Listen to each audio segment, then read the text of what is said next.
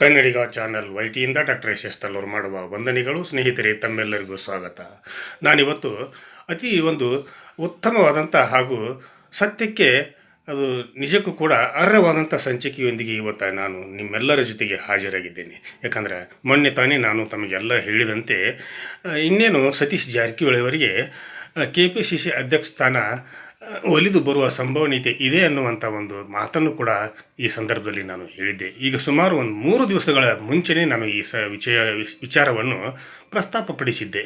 ಹಾಗಿರುವಾಗ ಇವತ್ತು ನಾನು ಖಂಡಿತವಾಗಿ ಹೇಳ್ತಾ ಇದ್ದೇನೆ, KPCC ಪಟ್ಟಾಭಿಷೇಕ ಸತೀಶ್ ಜಾರಕಿಹೊಳಿ ಅವರಿಗೆ ಒಲಿದು ಬಂದಿದೆ ಅನ್ನುವಂಥ ಮಾತನ್ನು ಕೂಡ ಈ ಸಂದರ್ಭದಲ್ಲಿ ನಾನು ಕನ್ನಡಿಗ ಚಾನಲ್ YTಯ ಮುಖಾಂತರ ನಾಡಿನ ಸಮಸ್ತ ವೀಕ್ಷಕರಿಗೆ ತಲುಪಿಸಲಿಕ್ಕೆ ಬಯಸಿದ್ದೇನೆ. ಯಾಕಂದರೆ ದಿಲ್ಲಿ ಮಟ್ಟದಲ್ಲಿ ಕಾಂಗ್ರೆಸ್ ಪಕ್ಷದ ವರಿಷ್ಠರ ನಡುವೆ ನಡೆದಿರತಕ್ಕಂಥ ಬಿರುಸಿನ ಒಂದು ಮಾತಿನ ಚಟುವಟಿಕೆಗಳನ್ನು ಗಮನಿಸಿದಾಗ ಮಲ್ಲಿಕಾರ್ಜುನ್ ಖರ್ಗೆ ಹಾಗೂ ರಾಹುಲ್ ಗಾಂಧಿಯವರು ಸತೀಶ್ ಜಾರಕಿಹೊಳಿ ಅವರಿಗೆ KPCC ಕಾಂಗ್ರೆಸ್ ಪಕ್ಷದ ಅಧ್ಯಕ್ಷ ಸ್ಥಾನವನ್ನು ನೀಡಲಿಕ್ಕೆ ಈಗಾಗಲೇ ಒಪ್ಪಿಗೆಯನ್ನು ಸೂಚಿಸಿದ್ದಾರೆ ಅನ್ನುವಂಥ ಮಾತುಗಳು ಕೇಳಿ ಬರ್ತಾ ಇವೆ. ಯಾಕಂದರೆ ಇದು ಗಾಳಿ ಸುದ್ದಿ ಅಲ್ಲ, ಇದು ಅಧಿಕೃತವಾದಂಥ ಸುದ್ದಿ. ಇನ್ನೇನು ಈ ಸುದ್ದಿ ಪ್ರಕಟವಾಗುವ ಒಂದು ಸಂದರ್ಭ ಕೂಡ ಅತಿ ಶೀಘ್ರದಲ್ಲಿ ನಡೀತಾ ಇರೋದು ಕೂಡ ಅಷ್ಟೇ ಸತ್ಯ. ಹೀಗಿರಬೇಕಾದ್ರೆ ಪ್ರಕಾಶ್ ಖಂಡ್ರೆ ಅವರು ಕೂಡ ಈ ಒಂದು ರೇಸಿನಲ್ಲಿ ಇದ್ದರೂ ಕೂಡ KPCC ಅಧ್ಯಕ್ಷ ಸ್ಥಾನವನ್ನು ಹಿಂದುಳಿದ ಹಾಗೂ ದಲಿತ ವರ್ಗಕ್ಕೆ ಸೇರಿರತಕ್ಕಂಥ ಅಹಿಂದ ವರ್ಗಕ್ಕೆ ಸೇರಿರತಕ್ಕಂಥ ಬೆಳಗಾವಿಯ ಸತೀಶ್ ಜಾರಕಿಹೊಳಿ ಅವರಿಗೆ AICC ವರಿಷ್ಠರು ಅಧ್ಯಕ್ಷ ಸ್ಥಾನ ನೀಡೋದಕ್ಕೆ ಒಲವು ತೋರಿದ್ದಾರೆ, ಒಪ್ಪಿಕೊಂಡಿದ್ದಾರೆ ಅನ್ನುವಂಥ ಮಾತುಗಳನ್ನು ಕೂಡ ಈ ಸಂದರ್ಭದಲ್ಲಿ ನಾನು ಸ್ಪಷ್ಟವಾಗಿ ಹೇಳಲಿಕ್ಕೆ ಬಯಸಿದ್ದೇನೆ. ಸತೀಶ್ ಜಾರಕಿಹೊಳಿ ಅವರ ಜೊತೆಗೆ AICC ಅಧ್ಯಕ್ಷರಾಗಿರ್ತಕ್ಕಂಥ ಮಲ್ಲಿಕಾರ್ಜುನ್ ಖರ್ಗೆ ಅವರು ಮಾತುಕತೆಯನ್ನು ನಡೆಸಿರುವಾಗ ಸತೀಶ್ ಜಾರಕಿಹೊಳಿ ಅವರ ಬೇಡಿಕೆಗಳೇನು ಅನ್ನುವಂಥ ಮಾತನ್ನು ಕೇಳಿದಾಗ ನನಗೆ ಮಂತ್ರಿ ಸ್ಥಾನದ ಜೊತೆಗೆ KPCC ಅಧ್ಯಕ್ಷ ಸ್ಥಾನವನ್ನು ನೀಡ್ರಿ ಅನ್ನುವಂಥ ಒಂದು ಸಲಹೆಯನ್ನು ರಾಷ್ಟ್ರೀಯ ಮುಖಂಡರ ಮುಂದೆ ಇಟ್ಟಾಗ ನೋಡೋಣ ಅನ್ನುವಂಥ ಮಾತುಗಳು ಕೂಡ ಕೇಳಿಬಂದು. ಹೀಗಿರಬೇಕಾದ್ರೆ ಈಗ ಉಪಮುಖ್ಯಮಂತ್ರಿಗಳಾಗಿರ್ತಕ್ಕಂಥ DK ಶಿವಕುಮಾರ್ ಅವರಿಗೆ KPCC ಅಧ್ಯಕ್ಷ ಸ್ಥಾನದ ಜೊತೆಗೆ ಮಂತ್ರಿ ಸ್ಥಾನವು ಸಿಕ್ಕಿರುವುದು ಕೂಡ ಸುಳ್ಳಲ್ಲ. ಅದನ್ನೇ ಸತೀಶ್ ಜಾರಕಿಹೊಳಿ ಅವರು ಕೂಡ ಕೇಳಿರುವುದರಲ್ಲಿ ತಪ್ಪೇನೂ ಇಲ್ಲ ಅನ್ನುವಂಥ ಭಾವನೆಗಳು ಕೂಡ ರಾಜಕೀಯ ವಲಯಗಳಲ್ಲಿ ಮೂಡಿ ಬರ್ತಾ ಇವೆ. ಹೀಗಿರಬೇಕಾದ್ರೆ ದೆಹಲಿಯ ವರಿಷ್ಠರ ಮಟ್ಟದಲ್ಲಿ ಹಾಗೂ ರಾಜ್ಯದ ಒಂದು KPCC ಅಧ್ಯಕ್ಷ ಸ್ಥಾನಕ್ಕೆ ಸತೀಶ್ ಜಾರಕಿಹೊಳಿ ಅವರು ಸೂಕ್ತ.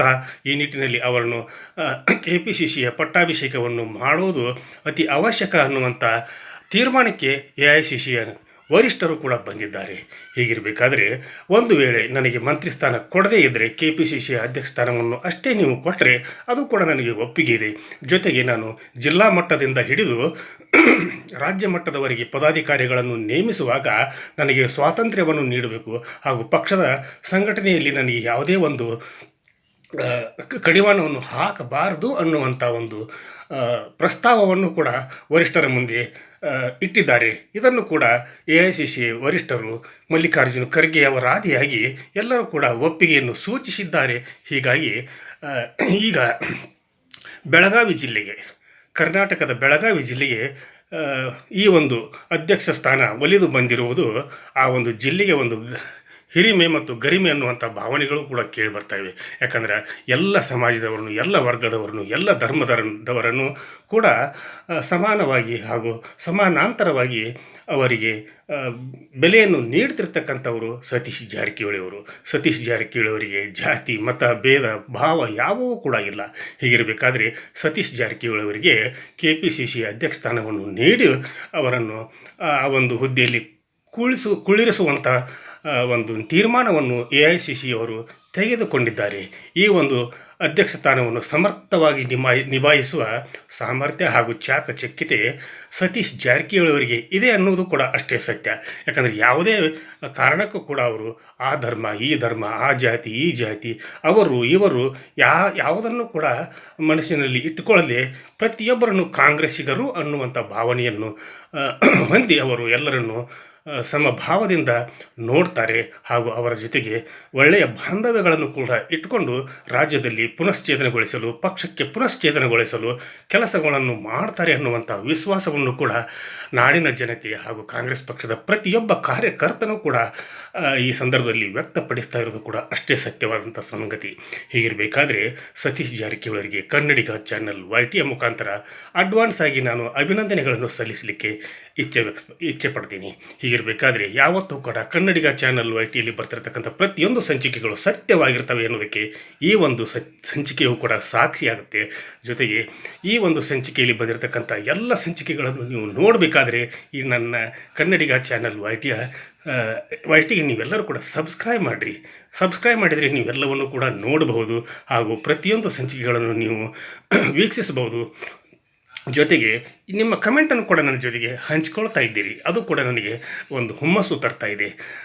ಆದ್ದರಿಂದ ನೀವೆಲ್ಲರೂ ಕೂಡ ಈ ಸಂಚಿಕೆಯನ್ನು ಪೂರ್ಣ ಪ್ರಮಾಣದಲ್ಲಿ ನೋಡಿ ಈ ಸಂಚಿಕೆಗೆ ತಮ್ಮ ಅಭಿಪ್ರಾಯವನ್ನು ತಿಳಿಸ್ತೀರಾ ಅನ್ನುವಂಥ ಮಾತಿನೊಂದಿಗೆ ಪ್ರತಿಯೊಬ್ಬರು ಕೂಡ ಲೈಕ್ ಮಾಡಿರಿ, ಶೇರ್ ಮಾಡಿರಿ, ಮತ್ತು ಕಮೆಂಟನ್ನು ಮಾಡಿರಿ ಅಂತ ಹೇಳ್ತಾ ಇವತ್ತಿನ ಸಂಚಿಕೆಯನ್ನು ಇಲ್ಲಿಗೆ ಮುಗಿಸಿ ನಾಳಿನ ಸಂಚಿಕೆಯೊಂದಿಗೆ ತಮ್ಮ ಜೊತೆಗೆ ಹಾಜರಾಗ್ತೀನಿ. ಅಲ್ಲಿವರೆಗೂ ನನ್ನ ನಮಸ್ಕಾರ.